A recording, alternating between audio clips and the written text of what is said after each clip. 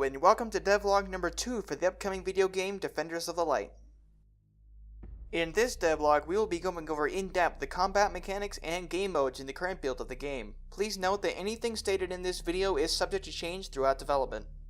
Combat is broken down into two key aspects, immersion and diversity. It's our goal to provide a feeling close to real war while giving the player a fun variety of combat options to deal with situations they face throughout the game.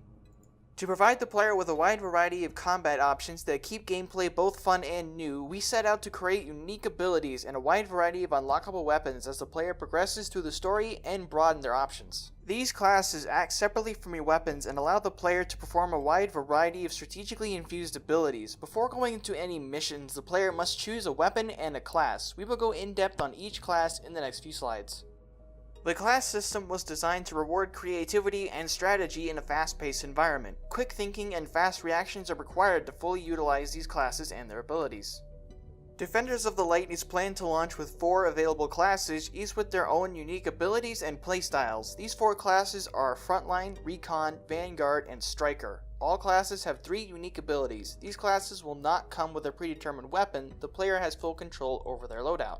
The Frontline class relies on his ability to get hit rather than avoid being hit. His abilities allow him to quickly take out enemies or protect his team and have a strong emphasis on teamwork.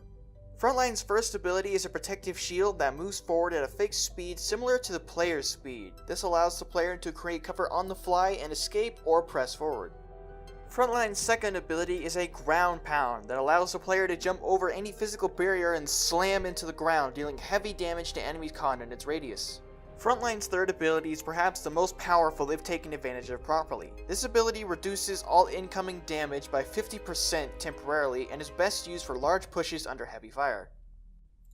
The Recon class will be a more agile class, with his shield capacity being very low, but his very high emphasis on faster movement and maneuverability. Recon's first ability is a simple dash. This dash can be used aggressively or defensively as an escape tool or as a method of dealing burst damage to enemies or even closing the gap between you and them. This skill has 3 uses before needing to be on full cooldown.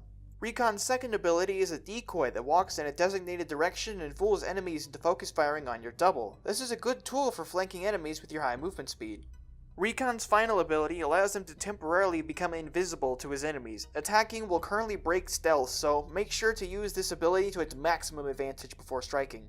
The Vanguard class is going to be more traditional and familiar to veterans of third-person shooters. His movement speed is going to be average and his protective shield is also average. The Vanguard class relies on gadgets to achieve victory. His first ability deploys a mortar that shoots 3 grenades in quick succession. When all 3 grenades are shot, it self-destructs and releases 3 smaller grenades in a surrounding area. Vanguard's second ability is designed as a more supportive buildable. It is called the Shield Pylon. Its intended job is to double the maximum shield strength of allies in its radius until it is destroyed by enemies. Vanguard's third and final ability is a simple yet powerful turret that can only be deployed on the battlefield for a limited amount of time. It targets enemies within a small radius and is best used to bait enemies into your gunfire. Striker's toolkit is more so geared toward area denial and breaking enemy equipment. He is best used on offensive missions where the enemy is dug in deep. Striker's first ability is a grenade that, after the explosion, leaves behind an area of effect that deals further damage to any enemy within. Striker's second ability is an airstrike that causes immense damage to any enemy foolish enough to walk into its path. This ability can be used offensively or defensively as a way to stop large forces from overwhelming you, or it can be used to take out large groups of enemies. Striker's third and final ability is a swarm of drone mines that can protect a set area, and when an enemy gets too close, they all become homing missiles that seek out and explode on enemies. In Defenders of the Light, you will find a progression system where you unlock more and more weapons the more you play the game. Side missions will reward you more experience and weapons than the main missions to incentivize playing them. You will be able to select any weapon you've unlocked in any mission you're able to choose from, as weapons are separate from classes.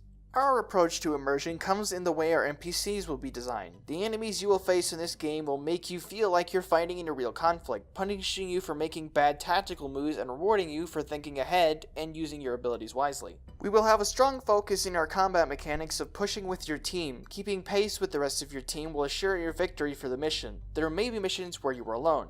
The following footage is from the current build of the game and is subject to change, but we want to show you what we've been working on since the last devlog. This is a quick example of the Conquest game mode, which is one of 4 secondary game modes. The new deployment system has all the troops free-falling onto the battlefield. The Conquest game mode features several buildings throughout the map which must be destroyed before attacking the main building. The main building is protected by an enclosure. This enclosure disappears once the other buildings are destroyed. The main building is left vulnerable to attacks. Once it's destroyed, it's game over. This is a brief sample of the Scavenger Hunt game mode, which is one of 4 secondary game modes. In this game mode, the player must deploy a drill represented by this red cube, which will take a couple of seconds to crack open the hangar door. Once the door is open, the player moves inside to help push a vehicle of valuable cargo. The cargo moves forward when there are no enemies nearby. It stops if there is nobody nearby, or if both factions are contesting within the vicinity. It can move back if there are only enemy troops nearby. Once the cargo is pushed to the extraction zone, marked by this glowing cube, it is game over.